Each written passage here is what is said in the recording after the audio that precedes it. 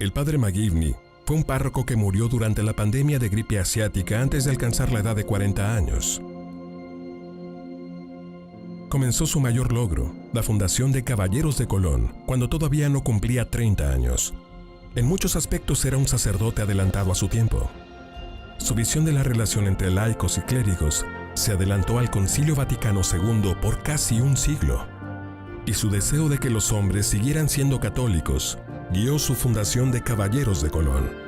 Y su convicción de que los católicos de Estados Unidos podían ser a la vez fieles a su iglesia y buenos ciudadanos ayudó a los católicos a reclamar su lugar en la sociedad estadounidense. Con los años, el padre McGivney ha sido honrado con muchos títulos: párroco modelo, buen samaritano, protector de viudas y huérfanos, apóstol de la vida de la familia cristiana y, por supuesto, fundador de Caballeros de Colón. Sin embargo, su testimonio va más allá de los títulos. Él fue, sobre todo, un testimonio del poder de la hermandad espiritual y la caridad.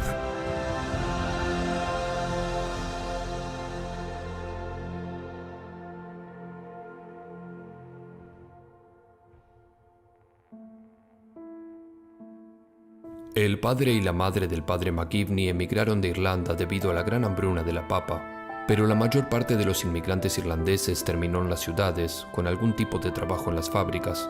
El papá del padre McGivney terminó en Waterbury, Connecticut, como moldeador de una fábrica de latón.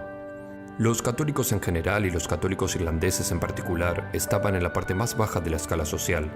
Ellos llegaron del país más pobre, sin mucha educación ni grandes habilidades, y por eso fueron discriminados en muchas facetas de la vida.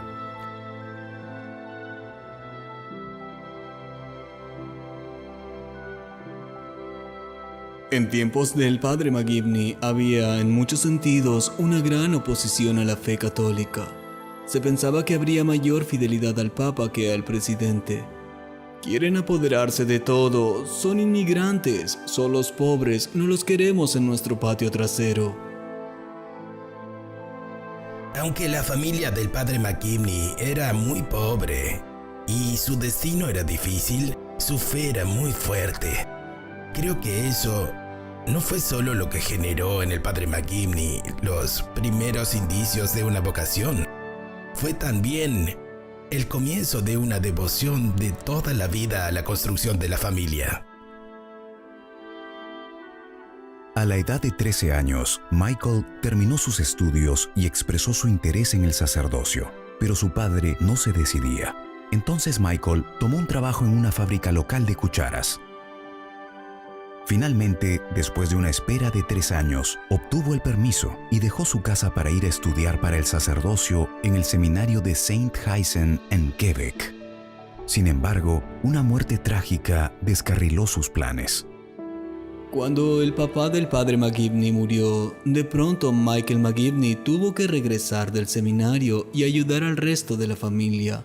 Creo que eso fue muy formativo para él. Después de ayudar a su familia a adaptarse a la vida sin quien ponía el pan en la mesa, el obispo de Hartford intervino y organizó todo para que Michael completara su camino al sacerdocio. Terminaría sus estudios en Baltimore y se convertiría en cura. Así que el padre McGivney fue enviado a Baltimore, estudió en el seminario de Santa María. El padre McGivney impresionó agradablemente a sus compañeros de clase y profesores.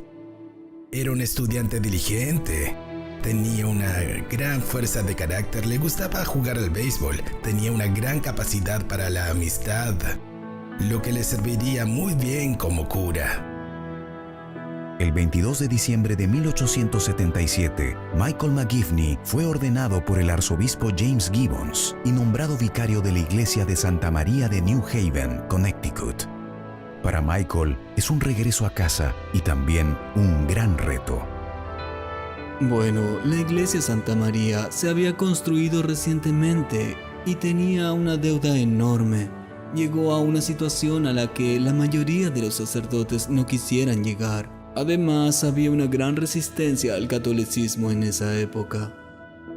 Hay un artículo muy conocido del New York Times de poco después de que Santa María se abrió que se refiere a la monstruosidad de la avenida Hill House, que en medio de todas las hermosas mansiones donde vivían todos los residentes anglosajones protestantes de New Haven, ahora los inmigrantes irlandeses estaban acudiendo a su vecindario, así que los residentes no estaban contentos.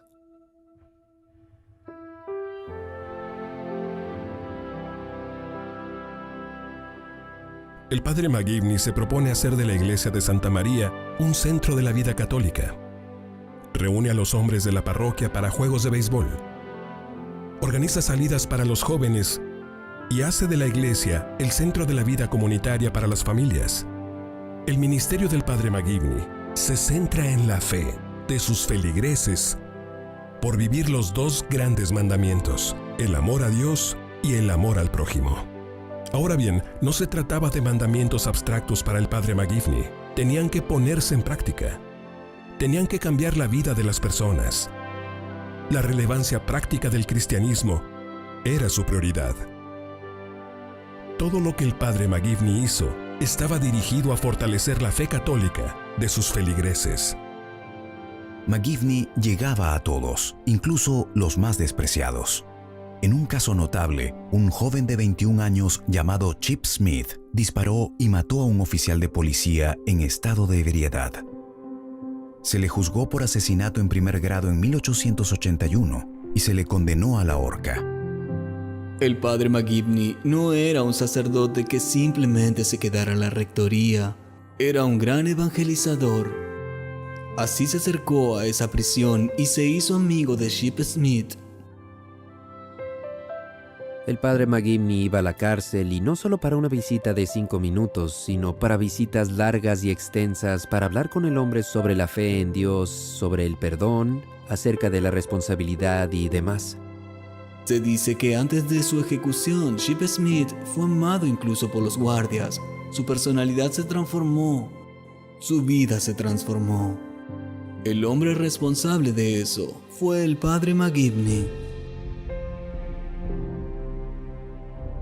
El padre McGivney entendía de forma exclusiva la situación de los inmigrantes católicos. Todavía no existían las redes modernas de seguridad social. Cuando un sostén de la familia muere, las consecuencias son catastróficas. Quiebra, pobreza y familias destrozadas. La familia Downs era una familia inmigrante irlandesa típica del siglo XIX, muy emprendedora. Se convirtieron en los católicos quizás más ricos y más socialmente prominentes en New Haven.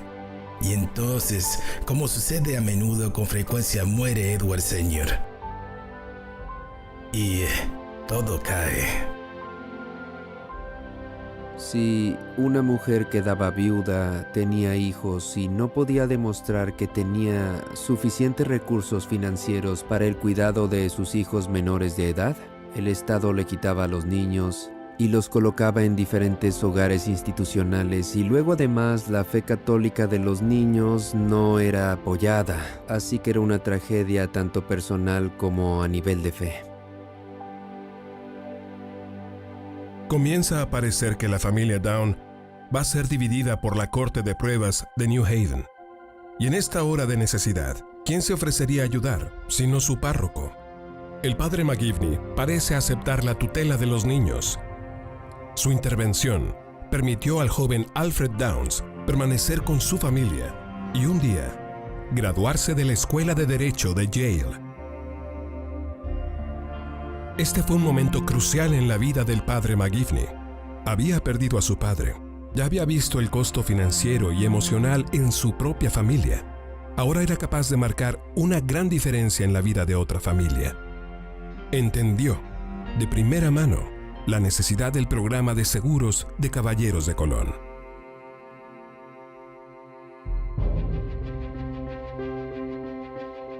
En el año de 1881, el padre McGivney reunió a 20 de hombres para una reunión en el sótano de Santa María. Compartió con ellos su visión de un mundo fraternal católico unido por los principios espirituales de la caridad y la unidad, y tomó el nombre de Colón porque era la figura católica más célebre en el momento y una que demostraría que los católicos podían ser buenos ciudadanos estadounidenses. Entonces nace Caballeros de Colón. En ese entonces, Cristóbal Colón era venerado como el fundador de América. Además, Estados Unidos era una nación protestante. Colón era católico. Así que esta era una manera de confirmar su identidad estadounidense. Y eso fue parte esencial de Caballeros de Colón desde el principio. La caridad, la unidad y la fraternidad no eran abstracciones. Eran los principios que fluían de la vida del padre McGivney. Hacían eco del Evangelio y lo resumían. Y él fue capaz de no solo comunicarlos a aquellos primeros caballeros de Colón, sino también de inculcarlos en sus vidas y su espiritualidad. El padre McGivney tuvo varios objetivos en la fundación de Caballeros. Primero y ante todo, estaba la protección del bienestar espiritual de sus feligreses. Los hombres católicos de New Haven se estaban alejando de la fe por las promesas de progreso social y otros beneficios de las sociedades anticatólicas. Lo que el padre McGivney vio era que se necesitaba un grupo católico para crear una red de hombres fieles capaces de fortalecer, en lugar de disminuir la fe en aquellos que se unían. El padre McGivney vio a Caballeros como una respuesta a las amenazas a la fe de los católicos, así como un medio para proteger a sus familias espiritual y materialmente. Mantener a la familia católica junta no solo significaba ayudar a esas familias a progresar socialmente, sino también mantener a la familia católica como tal. De nuevo, fue una forma muy práctica de transmitir la fe y por lo tanto de evangelizar a la próxima generación de católicos. El padre McGivney vio a Caballeros de Colón como una comunidad de hermanos preocupados unos por otros y que estarían allí para ofrecer darse la mano los unos a los otros. Todos estamos familiarizados con las grandes órdenes religiosas, los benedictinos, los franciscanos, los dominicos y los jesuitas. Estos hombres han ingresado a una hermandad. Pero ¿qué había de los hombres que se casaban y debían mantener a sus familias? Los hombres llamados a ser activos en su parroquia. ¿Cuál era la idea de una hermandad cristiana para ellos?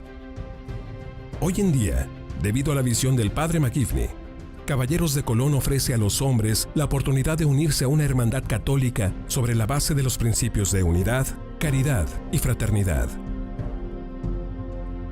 El padre McGivney insistió en el liderazgo laico de los caballeros, pero totalmente dedicados al crecimiento y desarrollo de la orden. Su testimonio sacerdotal también inspiró a sus hermanos Patrick y John a seguir sus pasos en el sacerdocio. En 1890, entonces sacerdote en Thomaston, Connecticut, el padre McGivney se enfermó durante la pandemia de 1889 y 1890.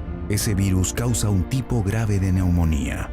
El padre Michael McGivney murió el 14 de agosto de 1890, 2 días después de su cumpleaños número 38. Entonces, en tiempos del padre McGivney, era muy común que los sacerdotes murieran muy jóvenes. Era resultado de que los sacerdotes estaban en medio de estas comunidades de inmigrantes donde las condiciones de vida eran muy difíciles, las enfermedades eran comunes y los sacerdotes tenían un exceso de trabajo increíble.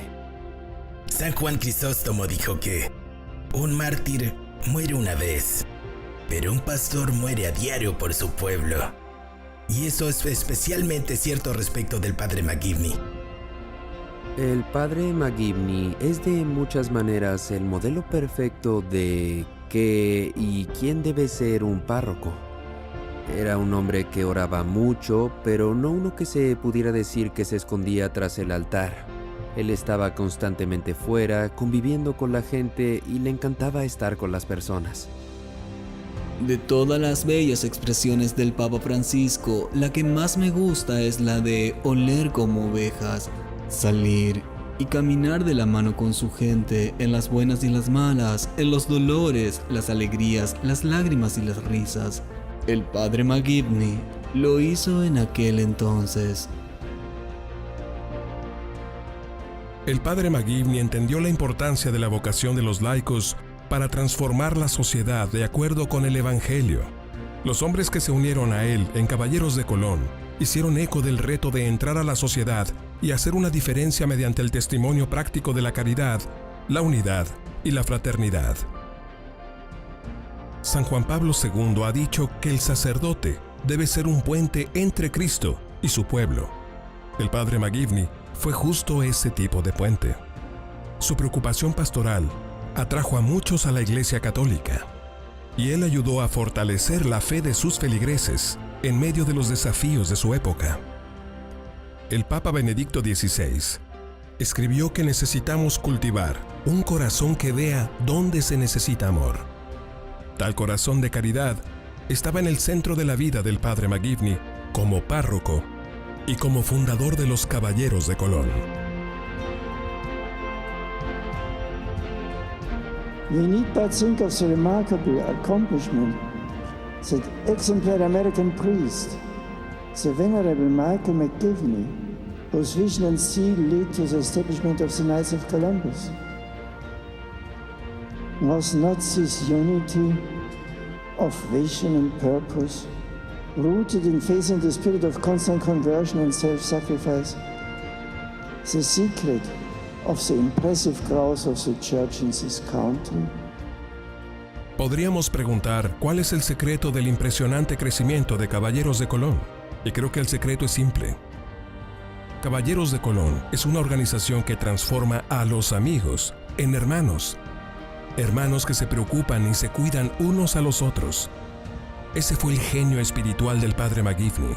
No solo predicar sobre la necesidad de la caridad y de la unidad, sino también ayudarnos a ver a nuestro vecino necesitado como un verdadero hermano o hermana, de modo que nuestra caridad se convierta en una obra de caridad fraterna y nuestra unidad se convierta en una unidad fraterna.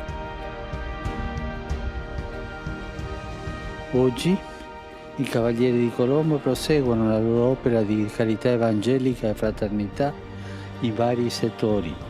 In questo modo il vostro ordine si dimostrò fedele all'ideale del fondatore, il venerabile Michael McGivney, il quale fu ispirato dai principi della carità cristiana e della fraternità ad assistere i più bisognosi. Cuando el Papa Francisco habla de la importancia de la fraternidad o les pide a los sacerdotes llevar el Evangelio a los márgenes de la sociedad, pienso en el padre McGivney, en su apoyo a las viudas y huérfanos y su preocupación por los pobres y los que sufren. El ejemplo del padre McGivney nos llama a ver nuestra unidad como católicos, a llevar a cabo la conversión necesaria para tratar a los demás como hermanos y hermanas y hacer el autosacrificio necesario para vivir una vida de caridad. A veces pensamos en la virtud heroica de nuestros santos como el logro de una especie de superhéroe espiritual, pero en realidad no es así. La virtud santa y heroica es realmente muy diferente. Se trata de vaciarse a uno mismo para que el Señor pueda verse trabajando a través del santo. Lo que el padre McGivney hizo, viviendo una vida discreta de caridad y unidad, y llamando a todos a mirarnos los unos a los otros como hermanos y hermanas, ha tenido un efecto indeleble en el catolicismo de Estados Unidos y en todo el mundo.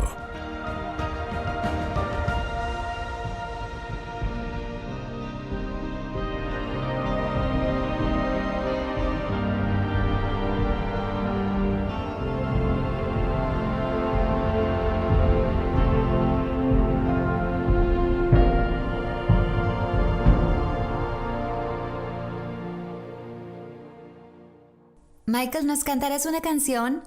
Dios te salve, María, llena eres de gracia. Dios escribe las mejores historias y no nos dimos cuenta de lo que estaba haciendo en nuestras vidas o de lo que estaba haciendo en el mundo cuando todo esto estaba pasando. Solo mirando hacia atrás, vimos todas esas cosas que se alinearon para llevarnos a este día y nos quedamos con la boca abierta. Michael, siempre ha sido un milagro para nosotros. Ya sabes, siempre hemos dicho que es un milagro y hay una parte de ti que no se da cuenta de lo grande del milagro. Se puede decir que Dios es realmente un participante en su familia, no es un pasatiempo. En realidad, Él es una persona que vive en su casa con ellos. Ingresé a Caballeros en 2005 y decidí que iba a buscar ser agente de seguros de Caballeros de Colón después de leer la vida del padre McGivney, porque realmente sentía que al entrar en este negocio tenía que ser apóstol del padre McGivney, unirme a su misión y ver lo importante que era ocuparnos de las familias católicas. Fue entonces cuando nuestra familia comenzó a desarrollar una devoción al padre McGivney. Era el 31 de diciembre cuando vimos la ecografía que reveló el síndrome de Down. No teníamos ningún problema con el síndrome de Down. De hecho, le dije a Michelle, qué bendición para nuestros hijos poder crecer en torno a alguien así. Nos dijeron que probablemente tendríamos que hacer algunas pruebas adicionales. Nos llevaron a una habitación pequeña, pusieron el ultrasonido en la pantalla y nos mostraron cómo su cuerpo parecía estar completamente lleno de líquido como un pequeño globo. Dijeron, bueno, esto va a ser mortal, tiene un diagnóstico de hidropesía fetal. Tienen básicamente dos opciones. Una de ellas sería dar fin al embarazo ahora o esperar a que se muera por su cuenta y luego inducir a un parto para expulsar al bebé muerto. El día que me dieron una probabilidad 0 de que el bebé sobreviviría, me arrodillé y le dije a Dios, si dejas que se muera, te seguiré amando, Señor. Pero me tomará un tiempo perdonarte, pero prometo que te seguiré amando. Sentí una agonía como la de Jesús en Getsemaní. Dije, Padre McGivney, si oras por él, cambiaremos su nombre y le pondremos el tuyo. Cada año, Caballeros de Colón organiza un viaje incentivo para sus agentes.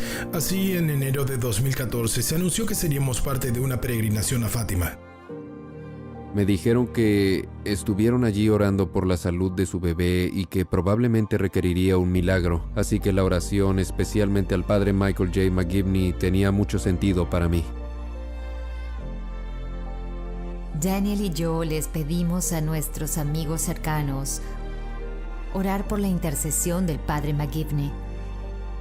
En el día que estuviéramos en Fátima, solo seguía pensando, Señor, permite que este bebé sea el milagro. Si es el milagro del padre McGivney, entonces vivirá. La lectura del día realmente nos llegó. Jesús dice al hombre que va y le pide curar a su hijo, vuelve a tu casa, tu hijo vivirá. Recuerdo haber mirado a Michelle con la boca abierta, ya sabes, pensando, vaya, qué poderoso es eso. Físicamente sentí como si se levantara un velo. El quebrantamiento en mi corazón se ablandó, probablemente a partir de las palabras, ve en paz, tu hijo vivirá. Entonces, regresamos a casa y fui a la cita del ultrasonido para ver cómo iba el bebé. Ella entró, vio el ultrasonido y todo se veía como un bebé normal con síndrome de Down. Y fue entonces cuando la doctora se dio cuenta y tuvo que revisar las listas y dijo, oh, ahora sé quiénes son. No se había dado cuenta al mirar la ecografía que éramos la familia con hidropesía. Este es el momento en el que tenemos que reconocer que algo milagroso ocurrió. La doctora imprimió una de las hojitas de la ecografía y dijo, miren esta imagen de este bebé. Este bebé es el más bonito que he visto en mi vida. Nació el 15 de mayo, el día en que se fundó el primer Consejo de Caballeros de Colón. Y a continuación entró la primera doctora que me dijo que Michael no viviría. Jamás olvidaré esto. Dijo, Michelle, nunca pensé que estaríamos aquí. Ha sido el honor más grande de mi vida, ayudarla a dar a luz a su precioso bebé. Creo que hay veces en tu vida en las que crees que has visto un milagro, pero cuando alguien te dice que en efecto ocurrió, es aún más especial. Y él es un milagro en muchos sentidos, pero llegó a la familia adecuada. Creo que Michael ha cambiado definitivamente a nuestra familia para bien. Nos ha enseñado cómo amar a alguien que no tiene que ganarse tu amor. Nos ha enseñado cómo ayudar a las personas indefensas y ha traído muchísima alegría a nuestra familia por todo lo que hace.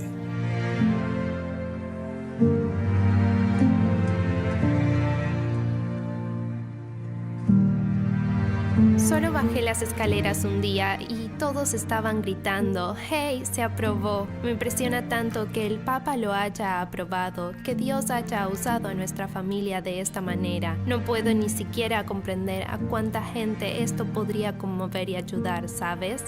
Y es realmente sorprendente. Si hay un niño al que el padre McGivney querría ayudar, es este. Mira, él es el más pequeño de 3 hermanos. El padre McGivney era el más grande de 3 hermanos. Caballeros de Colón está muy profundamente involucrado en el movimiento de las personas con necesidades especiales.